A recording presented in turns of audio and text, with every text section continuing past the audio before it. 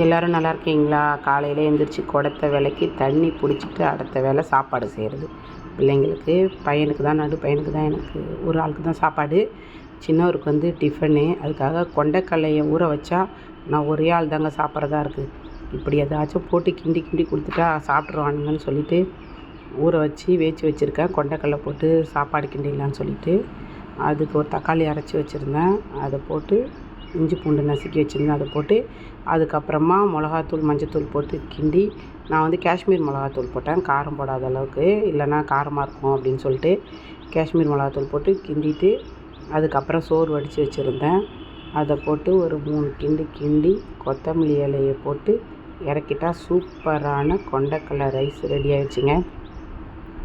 கருப்பு கொண்டைக்கடலை தான் நான் அதிகமாக வாங்குவேன். வெள்ளை கொண்டைக்கடலை கருப்பு கொண்டைக்கடலை உடம்புக்கு நல்லது அப்படின்னு சொல்லிட்டு அதான் வாங்கியிருந்தேன். அது கூட உருளைக்கிழங்கு வேக வச்சுருந்தேன். சின்ன பையனுக்கு பூரிக்கு அது ஒரு பீஸ் வந்துடுச்சு.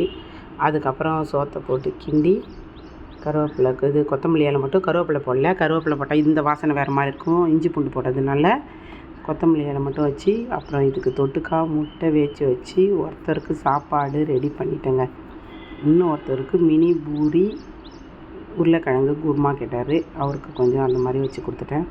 உங்களுக்கு கொண்டைக்கடலை ரைஸ் பிடிச்சிருந்தா நீங்களும் கமெண்ட்டில் சொல்லுங்கள். சூப்பராக இருந்துச்சு, சாப்பாடு நல்லா இருந்துச்சு. ஒரு ஆள் தானேன்னு சொல்லிட்டு கொஞ்சமாக தான் கிண்டினேன். உங்களுக்கு பிடிச்சா லைக் பண்ணுங்கள். டாட்டா பாய்.